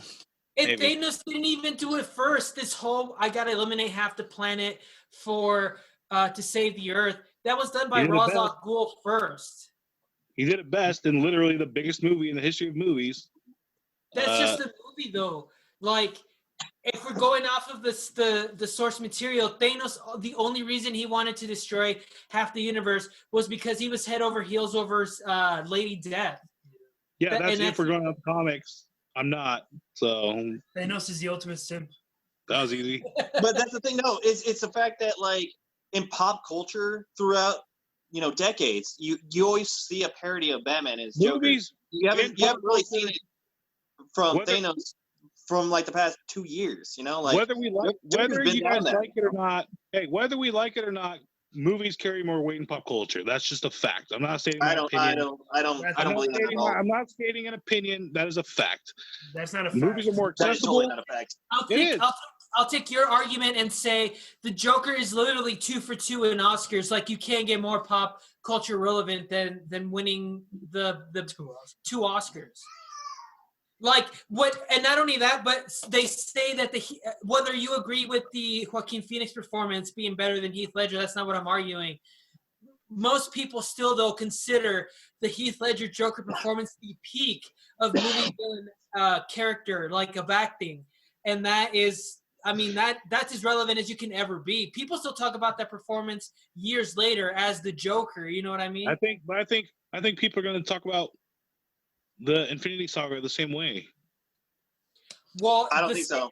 The same way is a lot different than more. Good point. Well, I like Thanos better. Okay. Well, no matter how much we're going to yell at CJ again, he's not going to change his opinion. But this is what the hot takes are for. But for the record, I think everybody loves yelling at CJ. Who doesn't? It's better in sex sometimes.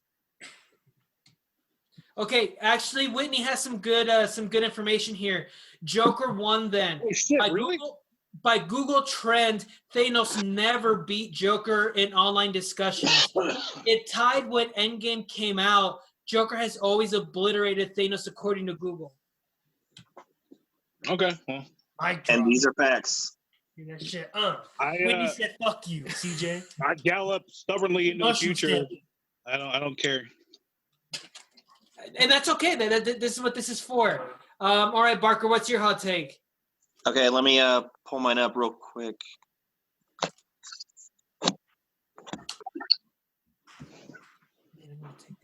Okay. Here we go. All right, my first one. It's actually going to kind of correlate with CJ's, and that with the new movie, The Batman, coming out. My hot take is the Riddler is going to be the new Joker. You wait, what? That after the Batman, the new movie with Matt Reeves, and it's a terrible I feel like after this, the Riddler is going to be the new Joker, and like I say that in like he's going to be that popular villain. He's going to get kind of like the spin-off movie. He's going to start being kind of that person you start seeing in pop culture. I think the kid that's playing it, what's his name? Paul Dano? Yeah, the actor, yeah. Yeah, Paul Dano. I feel like he's a great character, and I feel like he's going to put a good take or a good spin on the Riddler. I feel like for the next 2-3 years, that's going to be the new villain, you know? That's a good one. Like, he's going to be the new Thanos, per se. You're putting a lot of weight in a movie you have no idea whether it's good or not. This is what hot takes are. I just feel like people want to see a new villain, and I feel like there are going to be a lot of them in the new Batman, but I feel like Riddler has a good backstory, and I feel like he has the weight to kind of carry his name, you know, into the pop culture relevance. But I feel like there's just a good as chance that this movie sucks, and it falls flat on its face. CJ. Come on, dude. Have some faith in this fucking movie. I don't. You're asking me to have faith in Warner Brothers, who I haven't had faith in probably 10 years. Wait till you hear my hot take. You'll probably pass out when you hear one. Okay, cool. With that, It'll be probably wrong. With that being said, Andres is up. Well, Abel, do you not have any input on Dustin's take? I agree that people are starving for a new villain. I just don't think it's going to be the Riddler unless they do the Riddler that's been in the comics as of late, who is a murdering psychopath. Because usually the Riddler that everybody kind of thinks of is just like, riddle me this. What's red, white, and black all over or some shit, you know what I mean? So it just depends on how they portray the Riddler in the new movie. I assume you're alluding to the War of Jokes and Riddles Riddler. Yeah. Which, by the way, if they did that, that'd be a great movie. Yeah. But if they do that, I think they'll be pretty good. But I think you're asking a lot of a Batman movie to be good at this point. In Matt Reeves, I trust. Why? Me too. Because the movies. I mean, he's kind of had a good track record of movies. So because why? He's had a good track record. The Planet of the Apes movies are really good. Oh no, CJ has a beef with that movie. You just hate Matt Reeves, probably. We don't have to get into that. It shouldn't be called War for Planet of the Apes. It should be like more like Skirmish for Planet of the Apes. They didn't have a war. It wasn't a war. It was like like small battle of the Planet of the Apes. So that's what it was. All right, Andres, you're up. Speaking of significant battle of the apes. Speaking of Matt Reeves and his new creation, that's going to be one of the greatest movies we'll ever see. Robert Pattinson is going to be the greatest Batman we've ever seen on camera. Wow. Is this your hot take? Wow. Yeah, my hot take. Robert Pattinson is going to win an Oscar for this performance. No. Oscar, no. Fine. He will be the greatest Batman we've ever seen, though. Andres, I hope you're right. He will be talked about like Heath Ledger's talked about as a Joker. There. Is that perfect? Is that a pretty good one? That's a pretty hot take.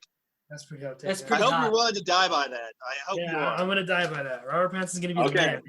All right. I'm rooting for you to be right. I hope you are. Yeah.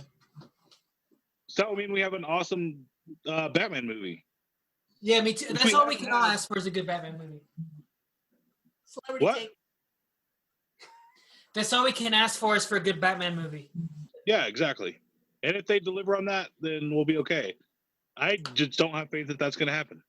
I don't feel like he's going to be the Have some greatest faith, Batman I've asshole. ever seen, but I'm rooting for the Batman movie to be good. Yeah, Christian Bale's already done it better, but it's okay. Christian Bale's not even the best Batman we've seen. He's definitely the best Batman. The best Batman we saw was Ben Affleck in the warehouse tearing shit up. Yeah, That the best lasted. Batman. That lasted 3 minutes. That's all we need. That's the best. That was the greatest 3 minutes of my fucking life. Okay, but I think we my can hot agree take- that 3 minutes is not long enough.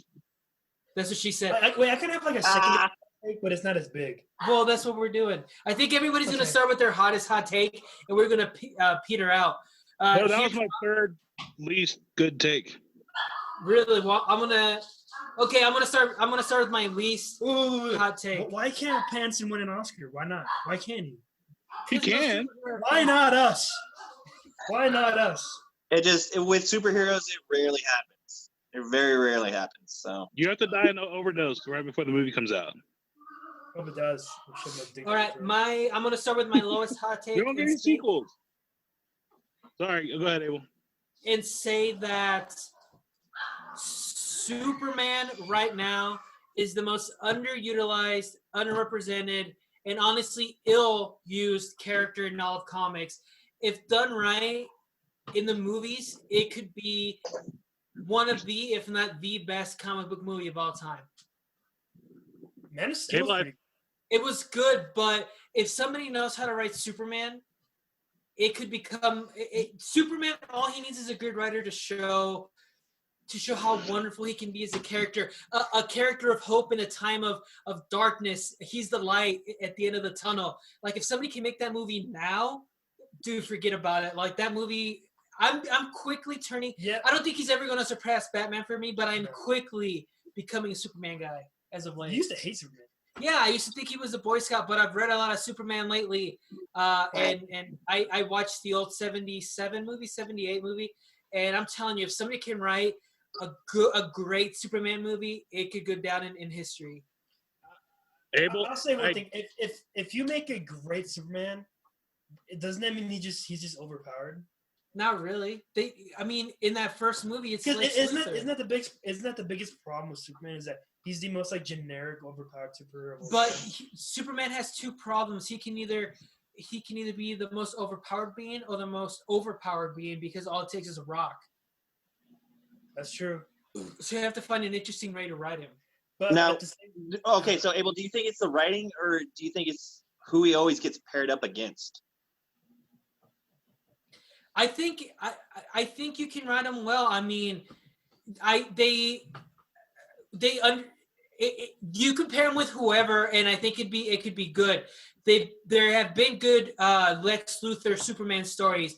There have been good Doomsday Superman stories. You could use Darkseid. You could use General Zod. I like Man of Steel, but it's not the Superman that I think we deserve. The characterization, anyways. It's just that I think if you get somebody that can do it right, it doesn't matter who you pair up with him. Okay. I think I generally agree with your hot take, but I also think that it could have been true at any point in history since Superman's inception. Like, we could always use a good Superman, and no one's ever really done it. I think now more than ever. Like, I think, particularly with this time that we're living in, we don't need a Man of Steel type of Superman. We need, like I was saying, the light in a sea of darkness. Like, we need the hope when we're hopeless. Like, I think that Superman character can be amazing. Yeah, but I feel like a guy who can turn evil with the snap of a finger should not be the poster boy of a superhero. Like, you're talking about a big picture superhero, Superman should not be that guy. Why? Because he can be evil quick as anything. But Batman can do that too. Yeah, Batman dude. I'll tell you one any thing. hero could do that. Okay, Batman's fine. But I'll tell you one thing. evil than any other superhero. Nah, but the thing is, he is more deadlier as a villain. Yeah, but I don't. But maybe you explore that down the line. But actually, what's more dangerous, a villain Batman or villain Superman? Kind of even, huh? They're both pretty bad. Yeah. Who would you rather go against, though? Honestly, I think a Superman villain is scarier because he, as you see, like in Injustice, in the video games and stuff, like he just doesn't hold back. What about the Batman Who Laughs? That's pretty vicious. Yeah. Okay, never mind. Okay. Yeah, okay. It's a toss-up. It's a toss-up, yeah. But anyway, back to that. I don't think Superman should be the poster boy. Like that last show or last episode in Titans, where Batman just fucking goes wild like ape shit. That was dope as hell. That can happen at any time. Riddler. That's my point too. Let's see. Whitney, they have done crazy fuck Riddler before. Oh, what? Wait, I get it. It's not a cock. Get the mic out of your mouth, Andres. Superman is the worst comic book character ever. That's my hot take. A good writer can make any hero awesome. That's why I got into Arrow. The new writing made Green Arrow actually cool. I agree with that. The Arrow thing. Yeah. What about that the mic was a cock? Alrighty, CJ, we're gonna throw it back to you. Let's keep these going. Well, just real quick, I'm with you on. I completely agree with your hot take, and I'm with you on the Superman train here. Yeah. Doomsday Death of Superman did a lot for me in terms of liking Superman. That's a great movie. Yeah. That's a great movie. Okay, so anyway, my second hot take. Okay, I guess I haven't really. This happened a year ago, and I didn't always feel this way, but I always kind of thought like, oh, we'll see what happens, and I'll reserve my judgment. Well, I made my judgment. I wish that Disney hadn't bought Fox. I wish that they had only bought the Marvel properties and left Fox alone. Okay, because Disney bought Fox, we are now probably not going to get a second Akira movie, which I enjoyed the Akira movie. Underwater is criminally underrated. Underrated. And it's because they didn't know what to do with it. They didn't promote it. We're not going to get a second one. Not that we need a second one, but criminally underrated. And I think that's Disney's fault. I think Fox is just too much for Disney to chew on. Fox now owns Predator and Alien, which is just strange in itself. They don't know what to do with all these properties. They should have just bought the Marvel properties, and I wish they would have. And I think they're going to fuck up a lot more than they get right with as it pertains to the Fox stuff. And I don't want that to happen, but I fear that it's going to. That's a good take. I mean, with that, CJ, it's kind of like buying, instead of just one apple and it's rotten, you buy a bag of apples and you find the one, but you still have 11. I mean, like Disney can pick and choose what they want to produce, and if it goes bad, do you know they just go on to the next one. Why that's a saying, the rotten? Because one apple makes the entire bag rot. That's literally why that's a saying. So, so your point is moot. It's invalid. Congratulations, you played yourself. Okay. I actually agree. But like I'm saying is, if it goes bad, they could just go on to the next, franchise. I mean, not just buy one; they're going to buy all of them. How many franchises are they going to fuck up in the meantime? Akira was great. Well, I mean, it had its flaws. It's a great movie. Now we're not going to get another one. Oh, you mean Alita? They go to the next one and make billions. I meant Alita, not Kira. I'm sorry. Yeah, Alita. You know fucking movie name. I know what you meant, though. I'm sorry. I meant Alita. Alita. No, I heard it's good though. It's good. Yeah, I like it. It's on the HBO app right now. Yeah, it had its flaws, but it's an overall good movie. And I was really looking forward to another one, and we're not going to get it probably. Yeah.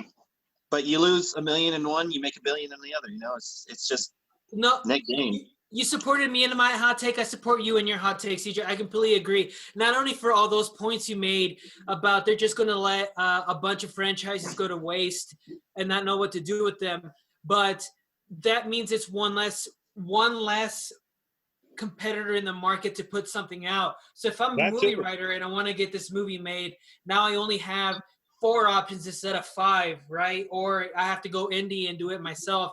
So it just it makes the market smaller for movies, and I don't like that. I want there to be more places where I can see movies and stuff, and ultimately what will happen then is it kind of monopolizes itself, where there's only going to be one movie company where they're only the only place to put movies out. So yeah, it sucks. And that would be the worst thing to happen to us as movie watchers. Absolutely, because everything will be the same. Quality's out the window. Yeah. Yep. At that point. Yeah, I agree. And mostly, I guess I never thought of it that way, but you're absolutely right, because if they pick and choose on the Fox franchises that they want, they're never going to do another Predator movie again. They're never going to do another Alien movie, you know, and that sucks because I love those movies, you know. And they're just gonna pick and choose. And you're right. If they should have just bought anything, they should have just bought the Marvel characters. Yeah. Okay. No, that's good. And a lot of people will fight back against that, because it's like, no, you know, that'll bring in the Fantastic Four. But honestly, I want the Fantastic Four in the universe, but not at the cost that it looks like it's going to cost everybody. Well, I wish that was the deal, right? Take X-Men, take Fantastic Four, and buy those. You guys, you're good at that. You're good at those things. You've proven that you're not good outside of that comfort zone. And Fox is. The only way that I would feel comfortable with that is if Disney creates a chapter of movies that deal with that. So like a branch. Yeah, I don't know if you remember, there used to be a movie line called Miramax Productions. Yeah. And there were Harvey Weinstein, but that's neither here nor there. But they did a lot of the movies that, like, I forget what parent company owned them. I think it was New Line or something like that. But they kind of kicked out the smaller budget movies, but they were in charge of those, and that's good. So if Disney can kind of, you're under the Disney umbrella, but it's this company over here is going to deal with the Predator and the aliens and the stuff like that, then I'd be okay with that. Yeah, me too. Yeah. And this is born of a story that I read that we're probably not going to get another Alita. So, which bums me out. But yeah, I agree with Underwater. It was underrated. That too. Yeah. All right, Barker, what's your second? My second is kind of keeping with Marvel and everything that. Jesus Christ, I heard that. We all know that we're going to get a lot of new Marvel shows coming up in the next 2 years.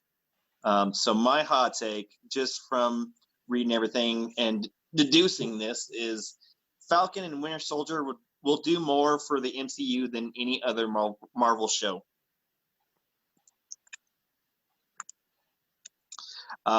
So we know that we've got the Defenders, we've got everything else. We got the Falcon, Winter Soldier, we've got She-Hulk, we've got Loki, we've got Hawkeye, supposedly. I feel like I'm missing one more. WandaVision. It's WandaVision. Yeah, no, I feel like just from seeing all the people that they're bringing in to Falcon and Winter Soldier, I feel like it's going to do more for the MCU than any of the shows. Now, not saying that story-wise, WandaVision will be more important to, Doctor Strange and everything but I feel like Falcon and Winter Soldier will do more for Phase 4 and Phase 5. That is pretty hot takey, because from everything I've read, it's supposed to be WandaVision. WandaVision's supposed to bleed into Doctor Strange and the Multiverse of Madness or whatever. Yeah, but I mean, that's just one movie. I feel like Falcon Winter Soldier is going to go through multiple movies, not just with new characters, but new storylines, new takes with Bucky and Falcon, I feel like Dustin's strategy on hot takes is just do stuff we can't prove wrong right now, and hope we forget by the time they come around. To that hope. It's pretty good. I'm gonna be right one day. That's strategy. That's not bad. Yeah. I mean, Guys, I think in 2018 or 2028 something will happen, and you guys will all forget about it by then. You're right. I mean, isn't that what a hot take is? Like you're bound by your opinions to this. I guess. Oh, Okay, then I guess. Am I doing something wrong? Can you tell me? You're doing hot predictions. I feel like that's a hot take. I mean, I guess. Okay, then what are we doing? I'm making fun of you. All right, all right. We're moving on this. What's your second hot take? Second hot take. Speed round. We're gonna go through these pretty fast. Yeah, let's do that. General Zod is a better villain than Thanos, in their respective movies. No. Yeah, no. I don't have anything else to say. That's nonsense. I don't even have to have an argument to that. Although I don't agree with you, that is pretty hot takey. That's very hot take. It took Marvel what? 16 movies to have one perfect villain. It took DC their first fucking movie to have a good villain. No. Okay, no. I didn't even. Look at that. There's so many no's to this. You guys want to punch me in the face, don't you? Yeah. Not really. I just feel bad for you. Yeah. See, that's not a hot take. That's a hot take. No, that's just blathering. In their respective movies, General Zod is a better villain. I don't even think General Zod was that good. I will find him. I like Michael Shannon as General Zod. Dude, General Zod was a fucking good villain. Yeah. Oh, I'm not. I agree with Winnie. That's a shit take. That's not a hot take. Damn it. It's okay. Winnie would be on me with that one. Whitney says, well, that is incorrect. Not a hot take. That's a shit take. Yeah, I agree with you, Winnie. Whatever. All right, my second hot take is the DC universe, live action universe, should scrap whatever they're doing and go the route of the animated universe, whether that's just copying them movie by movie or whatever. We don't need, I think the boats for them is left as far as like making an individual movie and then building into something larger. What they need to do is already start into an established universe where the Flash already knows Batman, already knows Superman, already knows Wonder Woman, and all they do is take us on adventures. Like, I don't need another Batman movie solo. I could use a good Justice League movie. That's good. That's a good take. Yeah. I'm cool with that. Not better than my take, though. That's all much right, better. CJ, actually. what is your third and final hot take? They shouldn't make another Avengers movie. They should be done making Avengers movies. Well, at least for a while. That's a good one. At least for a while. Ever forever. or a while? Forever. Wow. That's not. Okay, I'm not saying they shouldn't make cool team up Marvel movies, but the Avengers are done. Like, it's over for the Avengers. They're never gonna. They reached such a high that any Avengers 5 would be disappointing. There has to be something else. You know what I mean? Like, it can't be Avengers 5 at this point. Like the Young Avengers, or it's got to be like the Revengers, or I don't know, something. Somebody just watched Thor Ragnarok, the Revengers. It's actually on TV right now. I'm actually watching it right now. So. But I think it's going to be a completely new iteration. I think they need to have their own identity and build up their own thing, and I think they would be a lot better off in doing that. I think the Avengers should be done. Although I agree with you because I understand where you're coming from as far as like the epicness of Infinity War and Endgame. Like, how could that possibly? It's not just that. I think the new heroes would benefit from that as well. They can build up their own hype. They don't have to try to outshine the Avengers. You know what I mean? Yeah. I think it benefits everybody. Like the Eternals. What's the guy's name? The 10 Rings. The Mandarin. Shang-Chi. Shang-Chi or Shang-Chi. Shang-Chi, right? Yeah. Who else? There's a couple. She-Hulk, right? I think they benefit. I think they would benefit better by having kind of their own thing and letting them build their own stuff. Not necessarily continuing on the Avengers. Like, I don't know how you do that necessarily, but What you tell me? I think everybody wins in that case. I would, like I said, I would agree with you, but if money wasn't a thing and Hollywood knew that they weren't gonna, if there wasn't any money, more money to be made from Avengers movies, they wouldn't, but they are.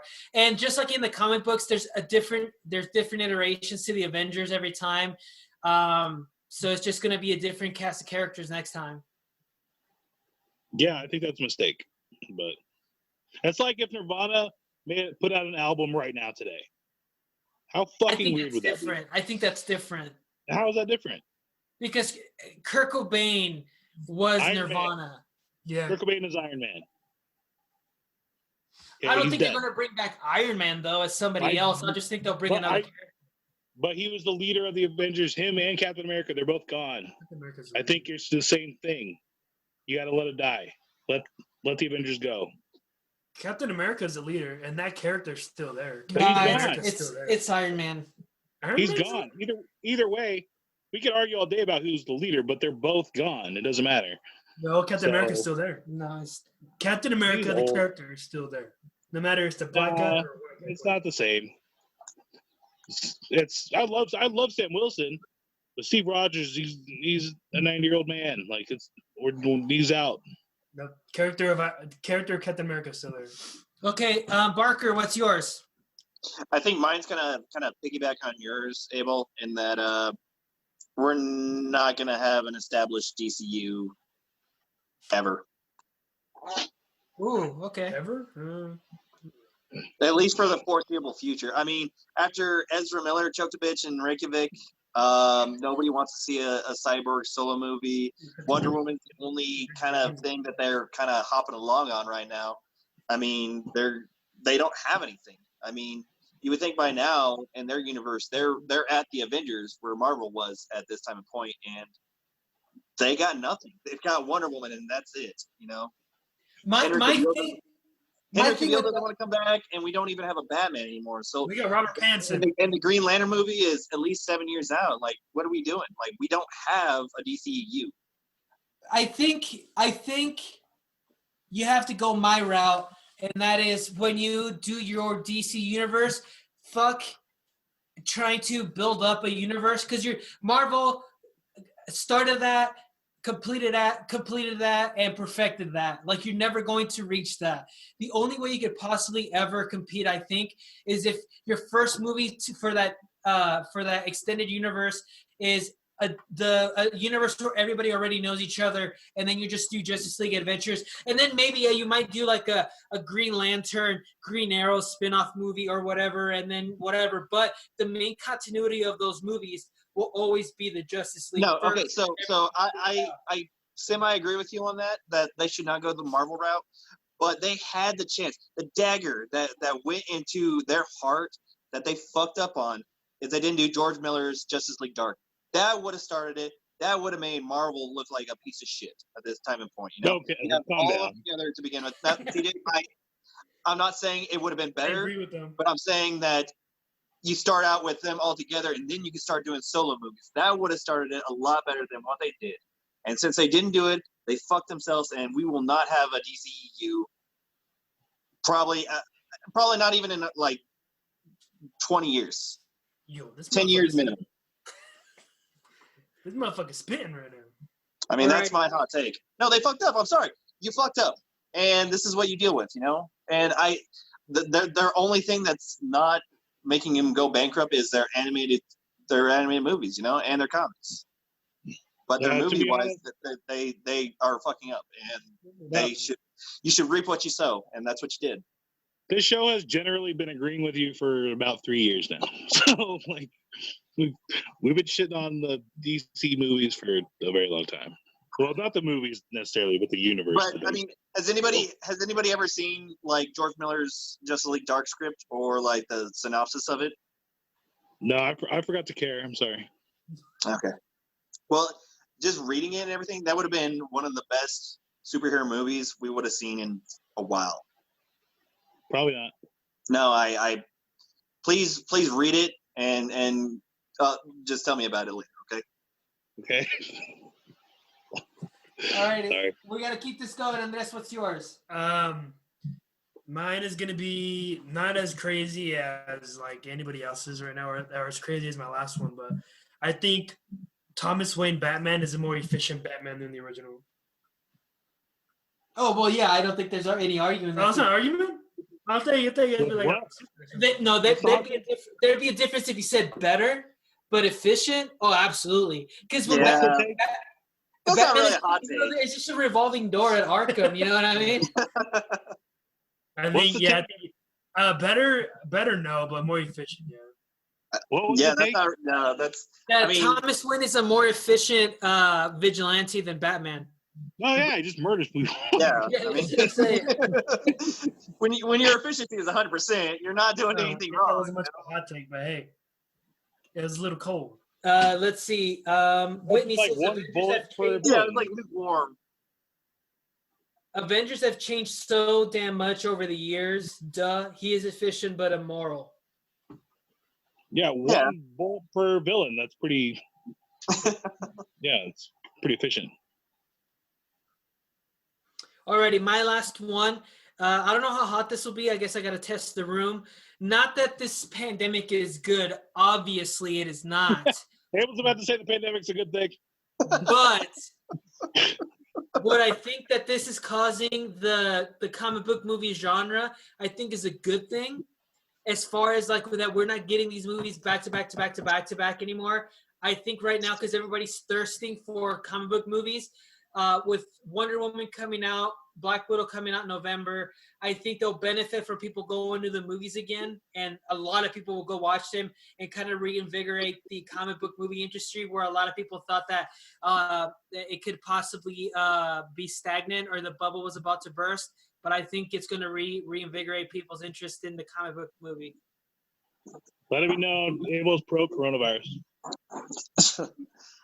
Abel, I don't disagree with you. I feel like it's not just going to be comic books. I think in general, it's just going to be everybody. I feel like I have vertigo. Thank you. Like all aspects of media is going to have a boost because of this. I generally agree, probably. I actually agree with you. It's gonna. So what it does is it creates a what do you call that? A demand, right? Like we can't watch movies, so now we want them more, and we will go enjoy them. We won't take it for granted, and we'll go fucking watch Wonder Woman and love it, probably.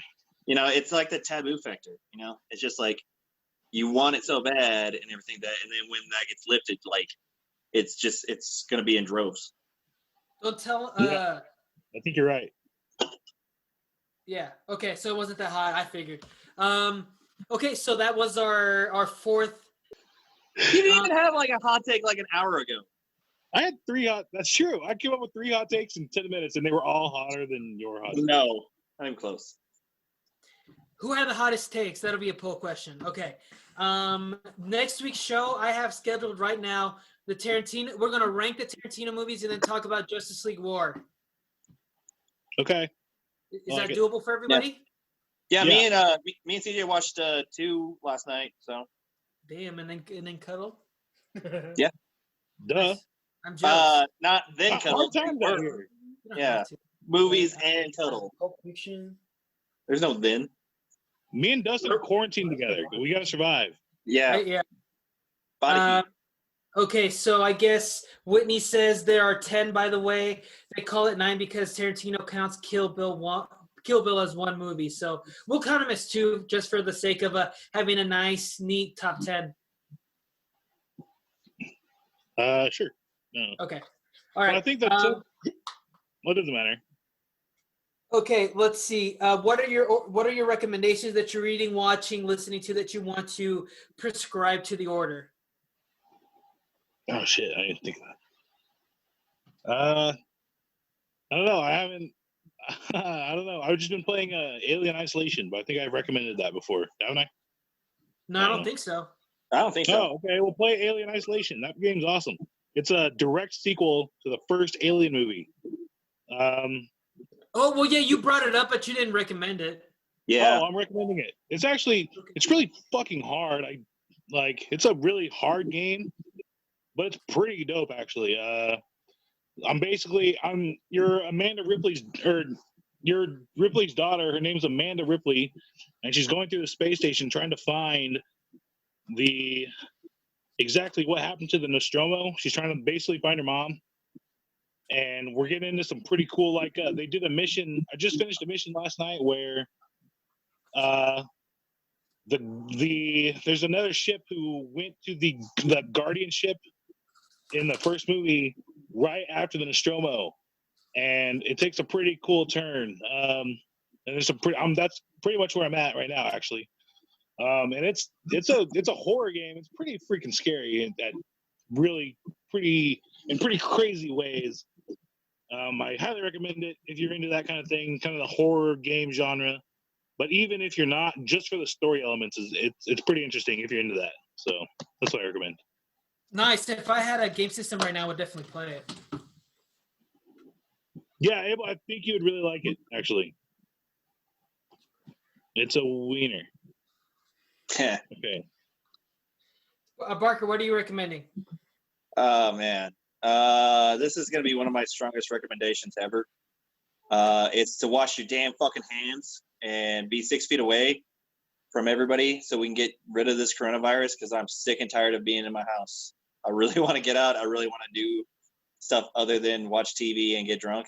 I know that's insane for me to say, but yeah, this is getting ridiculous, people. So please let's get this over with so we can get back to fucking normal life. So wash your damn hands and stop touching your face. Hey Barker, can I join you? Watching movies and get drunk all day? I guess you can. I got nothing better to do. That's been my hashtag for the past 3 weeks now. Andres, what are you reading, watching that you want to tell the folks? I'm just here vibing, So nothing. Nothing really. I want to recommend. Let's see. What have I been reading? Actually, I'm going to start this week is V for Vendetta. I've seen the movie, but I've never actually read the graphic novel, and I'm going to read it this week. So yeah, that's what I recommend to everybody. That is a really good movie, but damn, it's long. I mean, yeah. I'm good with it. Okay, if you guys sometimes you gotta take a dick to the face. I don't know. Yeah, I mean it's life sometimes. If you guys have any suggestions or comments, let us know on Twitter, Facebook, or Instagram. You can find us personally on Facebook or Twitter. I'm not wearing a shirt. I want everyone to know that. That's your handle? Oh, I'm at CJMFA. Huh? Is that your Twitter handle? I'm not wearing a shirt? I'm not wearing a shirt. No, I'm at CJMFA. Barker? At Barker375. At the Loza 45 _ between the Loza. I'm at Saint _ Able45. Whitney is at Burger 69. He's that cool guy 46 or 42069. Sorry. Zabubeth? Yeah, I'm at and you can find the show personally on Facebook and Twitter. You can find the show on Spotify, Google Play, iTunes, Lips, and Stitcher, anywhere that you get your podcast. Buy some merch, buy some T-shirts. It goes a long way to help the show. We would really appreciate it. CJ, is your shirt in the mail? Andres, what? Have you ordered your shirt yet? Yeah. Well, but even if I order, it's gonna get here like fucking August or something. Oh yeah, we gotta be careful with that. Yeah, I'm thinking of the workers when I don't order my shirt. So I don't want to put their lives in peril for a shirt. Come on, guys. That's why. We have actually a cool update is I created an NWO playlist while I've been quarantined, and every intro song that we've used, I made it into a Spotify playlist, and it should come out when I release the show, if not sometime this week, but be on the lookout for that. I'll post it on our social media. I think I'm missing one song, and that's it. Everything else should be on that Spotify playlist, so something you guys can be down to. If you guys are wanting to listen to the show actually on YouTube, I found this app where it translates the show into a more of an entertaining video kind of thing. And you guys can find that on YouTube. And actually, if you guys have any questions or want to learn more about what we've talked about, check out the show notes. I actually go in there and put hyperlinks so you guys check out the wiki page or whatever the case might be. So check those out. If you want to donate on Patreon, we would appreciate that. If you want to do a one-time donation, what I call our tip jar, nerdworldorder2@gmail.com. Once again, we'd really appreciate that. But I think that's it for this week. Anything else? No? No, I'm good. I'm good. Okay. All right, guys. As always, don't forget, obey the NWO. Show us your nipples. Obey.